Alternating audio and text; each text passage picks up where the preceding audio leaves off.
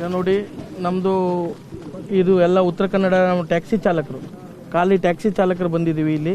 ಯಾಕಂತ ಹೇಳಿದ್ರೆ ನಮ್ಮದು ಲಾರಿ ಚಾಲಕರು ಒಬ್ಬರು ಮಣ್ಣಿನಡಿಯಲ್ಲಿದ್ದಾರೆ, ಹಾಗೂ ನಮ್ಮ ಲೋಕಲ್ ಸೀರೂರ್ದವರು 2 ಜನ ಇದ್ದಾರೆ ಅಂತ ನಮಗಿರೋ ಮಾಹಿತಿ ಪ್ರಕಾರ.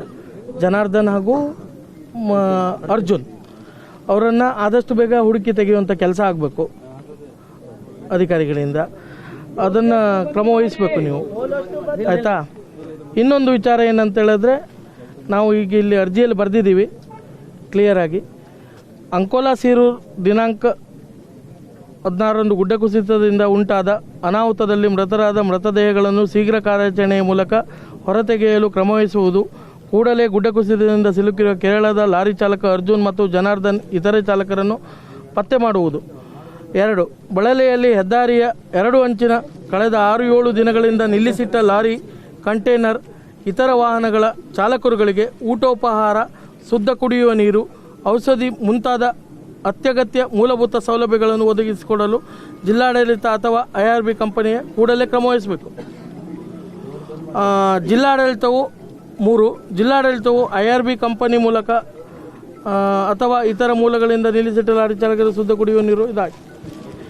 4. ಗುಡ್ಡ ಕುಸಿತದ ಕಾರ್ಯಾಚರಣೆಯಲ್ಲಿ ಹೆದ್ದಾರಿಯ ಒಂದು ಕಡೆ ಈಗಾಗಲೇ 6-7 ದಿವಸಗಳಿಂದ ನಿಂತಿರುವ ವಾಹನಗಳು ಸಂಚರಿಸಲು ಅವಕಾಶ ಕಲ್ಪಿಸಿಕೊಡುವುದು. ಯಾಕೆಂದರೆ ತುಂಬ ದಿನ ಆಯಿತು ಗಾಡಿ ನಿಂತು, ಲೋಡ್ ಗಾಡಿ ಅದೆಲ್ಲ ಟೈರ್ಗಳೆಲ್ಲ ಎಂಥದಕ್ಕೂ ಬರುವುದಿಲ್ಲ. ಅಷ್ಟು ದಿವಸ ಗಾಡಿ ನಿಲ್ಲಿಸಿದ್ರೆ ನೀವು ಒಂದು ಸೈಡ್ ಆದರೂ ಒಂದೊಂದು ಗಾಡಿ ಆದರೂ ಬಿಟ್ಟು ದಿವಸಕ್ಕೆ ಒಂದು 10 ಗಾಡಿನೋ 5 ಗಾಡಿನೋ ಬಿಟ್ಟು ಗಾಡಿಯನ್ನು ಸಾಗುವಂಥ ಒಂದು ವ್ಯವಸ್ಥೆ ಮಾಡಿಕೊಡ್ಬೇಕು. 4. 5.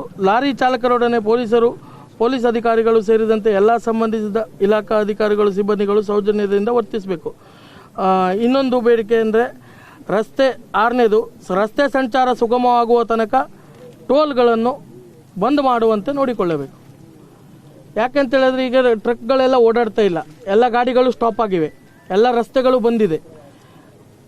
ಟೋಲ್ ಓಪನಿಟಿ ಏನು ಜನರಿಗೆ ಹೊರೆ ಆಗ್ತಾರೆ, ಅವರು ಒಂದು 4 ದಿವಸ ಬಂದಿರಲಿ. ಅವ್ರು ಮಾರಿರೋ ತಪ್ಪಿಂದನೇ ಈ ರೀತಿ ಒಂದು ಅನಾಹುತ ಆಗಿರುವಂಥದ್ದು.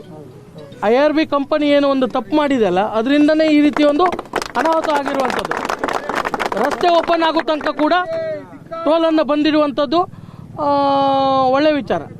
ದಯವಿಟ್ಟು ಯಾರು ಮಿಸ್ಗೈಡ್ ಮಾಡಬೇಡಿ, ಆಯ್ತಾ. ನೀವು ಏನಾದರೂ ಘೋಷಣೆ ಕೂಗೋದು ಬೇಡ. ಇಲ್ಲಿ ನಾವೆಲ್ಲ ಚಾಲಕರು ಇದ್ದೀವಿ, ಚಾಲಕರು ಶಾಂತಿಯುತದಿಂದ ವರ್ತಿಸಬೇಕು, ಆಯ್ತಾ. ನಮ್ದು ಮನವಿಯನ್ನು ಅವರು ಕೊಡೋದು ಅಷ್ಟೇ. ನೀವು ಧಿಕ್ಕಾರ ಕೂಗುವಂಥದ್ದು ಏನಿಲ್ಲ. ಅವರು ರಾತ್ರಿ ಹಗಲು ಕೆಲಸ ಮಾಡ್ತಾ ಇದ್ದಾರೆ. ನಾವು ನಮ್ಮ ಮನವಿಗೆ ನೀವು ಅಕಸ್ಮಾತ್ ಸ್ಪಂದಿಸದೇ ಇದ್ದಲ್ಲಿ ನಾವು ಮುಂದಿನ ದಿನದಲ್ಲಿ ಉಗ್ರವಾದ ಹೋರಾಟವನ್ನು, ಇದು ಬರೀ ನಾವು ಉತ್ತರ ಕನ್ನಡ ಜಿಲ್ಲೆ ಟ್ಯಾಕ್ಸಿ ಚಾಲಕರು ಮಾತ್ರ ಬಂದಿದ್ದೇವೆ, ತಮ್ಮ ಗಮನಕ್ಕಿರಲಿ. ಖಾಲಿ ಟ್ಯಾಕ್ಸಿ ಚಾಲಕರು ಅದು ಕೂಡ ಪೂರ ಬಂದಿಲ್ಲ. ನಮ್ಮ ಗಾಡಿಗಳು 2-3 ಹಾಳಾಗಿದೆ, ಮತ್ತು ಬಾಡಿಗೆ ಹೋಗಿದ್ದಾರೆ. ನೀವು ಏನಾದರೂ ಇದ್ರ ಬಗ್ಗೆ ಕ್ರಮ ಕೈಗೊಳ್ಳಿಲ್ಲ ಅಂತ ಹೇಳಿದ್ರೆ ಮುಂದಿನ ದಿನಗಳಲ್ಲಿ ನಾವು ಉಗ್ರವಾದ ಒಂದು ಪ್ರತಿಭಟನೆಯನ್ನು ಮಾಡಬೇಕಾಗ್ತದೆ.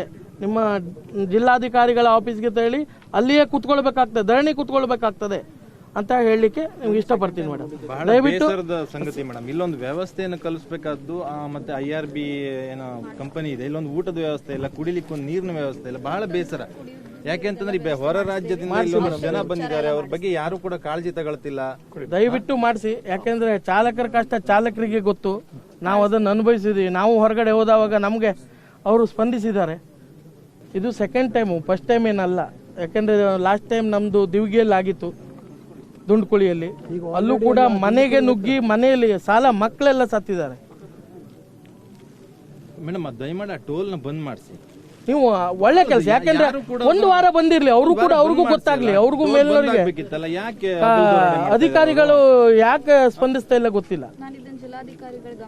ಗಮನಕ್ಕೆ ತನ್ನಿ, ದಯವಿಟ್ಟು ತನ್ನಿ. ಯಾಕೆಂದ್ರೆ ನೀವು ಇದು ಮಾಡ್ಲಿಲ್ಲ ಅಂತ ಹೇಳಿದ್ರೆ ನಾಳೆ ಉತ್ತರ ಕನ್ನಡ ಒಂದೇ ಅಲ್ಲ ಮೇಡಮ್, ನಮ್ದು ಪ್ರತಿಯೊಂದು 5 ರಾಜ್ಯದಲ್ಲಿ ನಮ್ಮ ಯೂನಿಯನ್ ಕೆಲಸ ಮಾಡ್ತಾ ಇದೆ. KTDO ಅನ್ನೋ ಸಂಸ್ಥೆ ಚಾಲಕರಿಗಾಗೆ ದುಡಿತಾ ಇದೆ.